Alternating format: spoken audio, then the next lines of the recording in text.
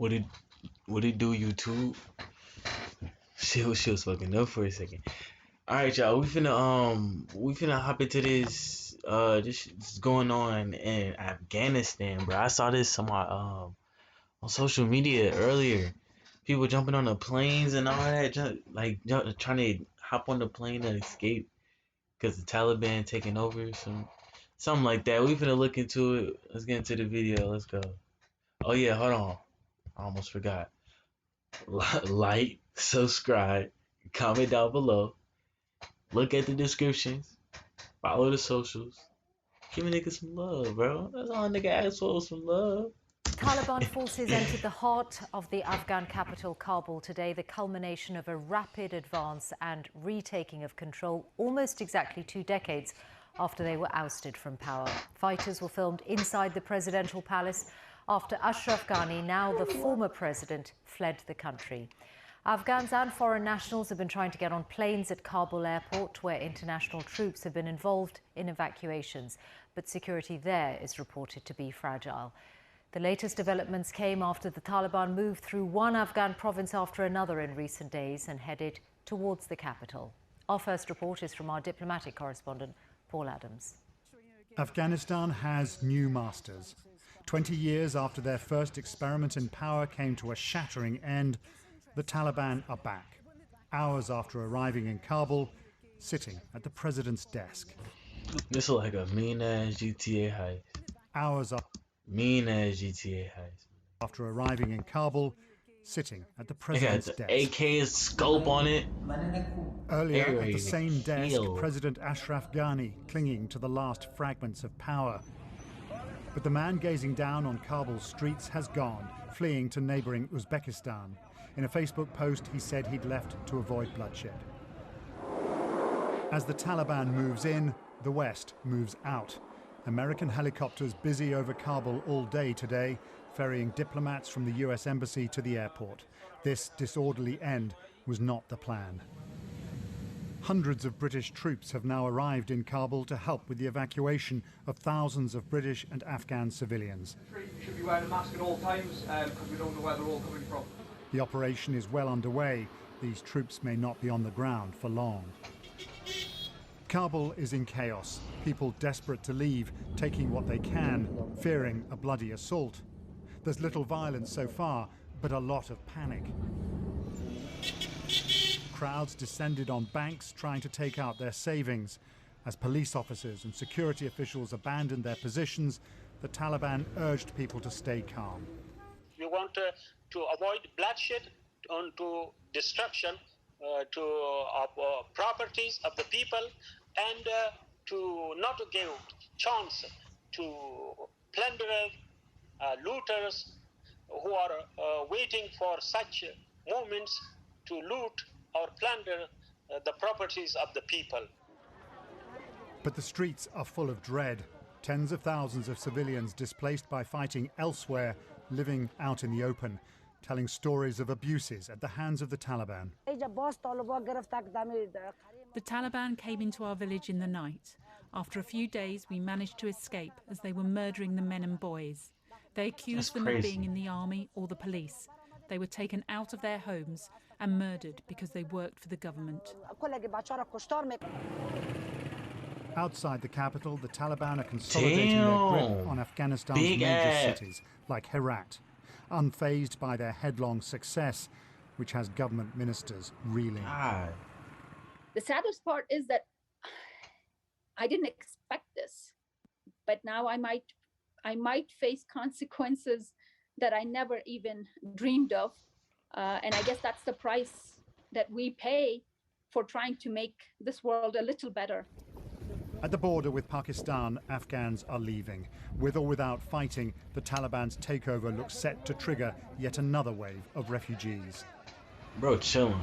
Tonight at Kabul airport, military and civilian planes offer the only way out.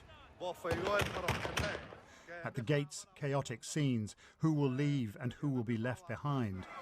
Oh, shit. Is this do how or the West's die? 20-year adventure in Afghanistan will be remembered? Paul Adams, BBC News. Let's go live now to Kabul and the BBC's Malik Mudassar, who is there. What can you tell us, Malik, about the extent of the Taliban presence in the city? Yes, as Talibans have taken all of the Afghanistan almost. Now they are in Kabul. Hi, Shaggy. What's up, man? It's my nephew. Okay, just open the door and close it.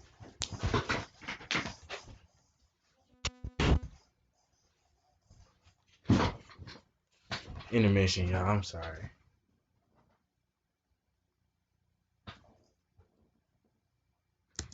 City, and I could just see them from here that they are patrolling in the streets, and they are just keeping those government official vehicles and army and police vehicles they have captured from the forces here in Afghanistan.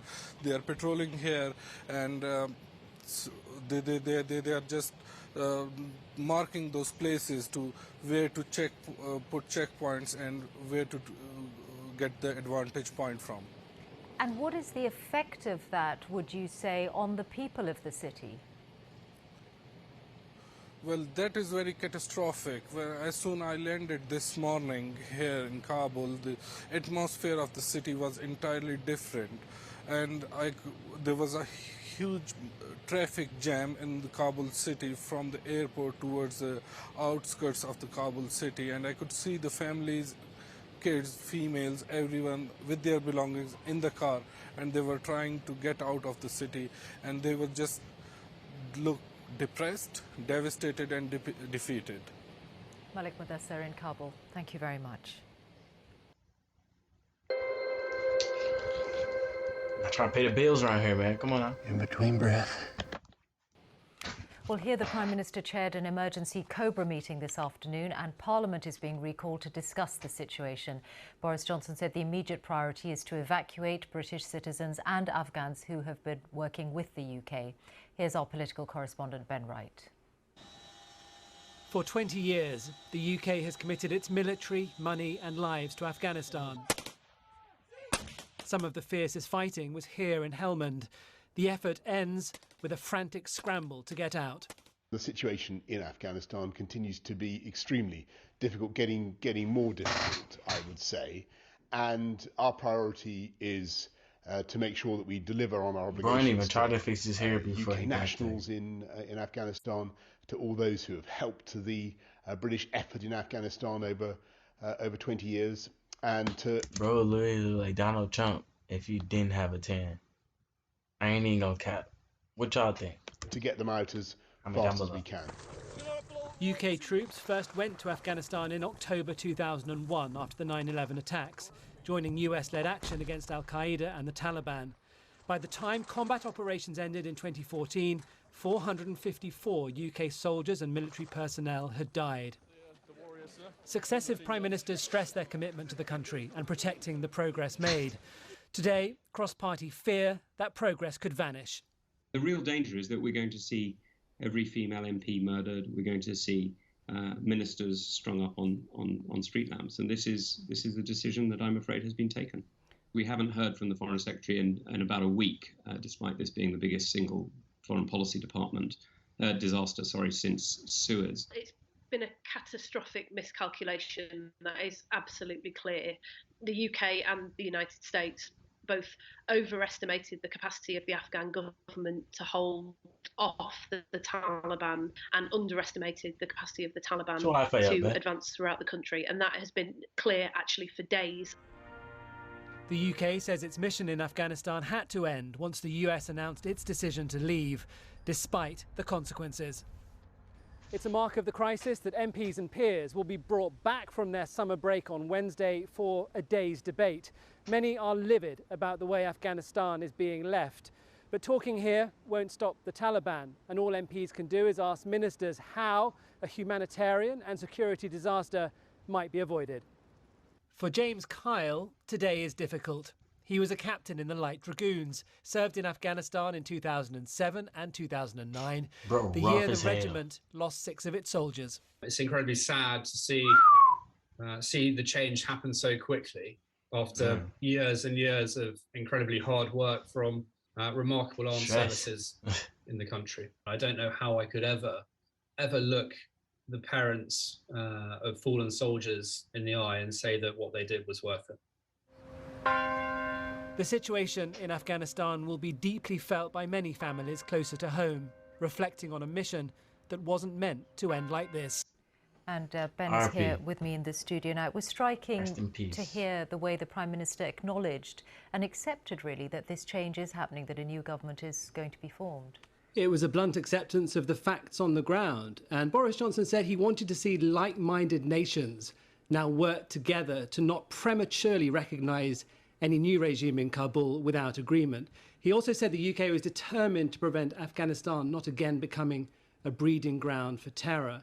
But I think the rhetoric jars with the reality, because this is in many ways out of their hands. Tonight in Kabul, British officials are scrambling to get UK nationals onto charter flights and onto military planes. Boris Johnson said the government would do everything it could to honour its obligations to Afghans who had helped the UK government in Afghanistan and would try and get as many people out as they could. It's clear the Taliban's advance caught the government by surprise.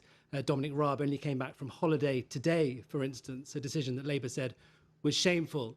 MPs are going to meet on Wednesday. They will ask how we got here, where we go next, but I think it will feel rather late.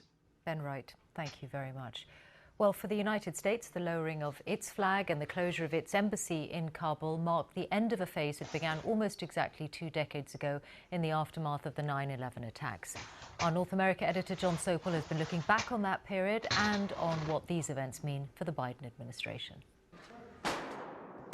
Over many years, and at a cost of tens of billions of dollars, the US trained and equipped Afghan forces to be ready to take back control of their country.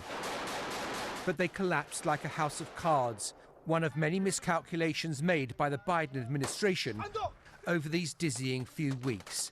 And today, America's most senior diplomat was trying to put a brave face on events. What we're focused on now is making sure that we can get our people to a safe and secure place, that we can do right by the people who stood with us in Afghanistan all these years, including Afghans who worked for the embassy, worked for our military.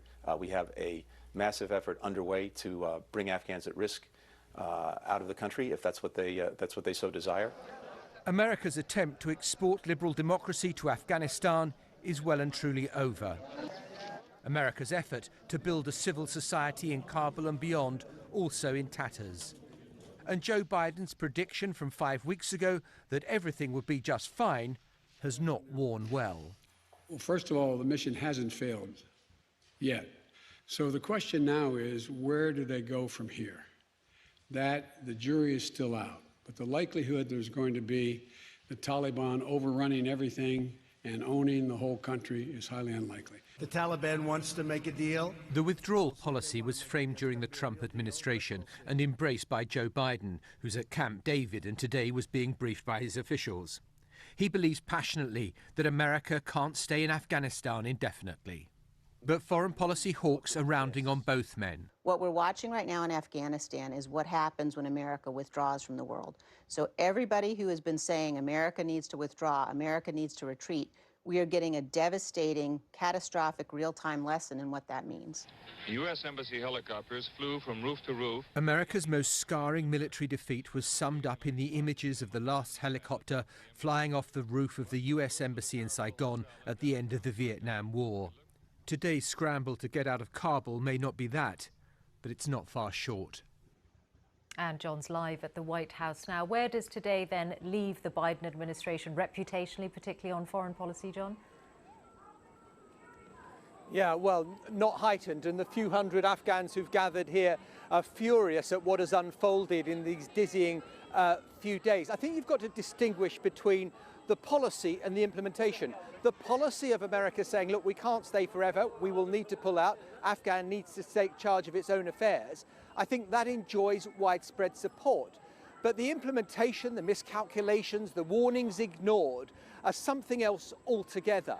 There are talks going on with the Taliban and US officials, and the Taliban have ridden roughshod over them. So what leverage does that leave the Americans in future going forward? Joe Biden hasn't spoken yet. He's going to have to address the country.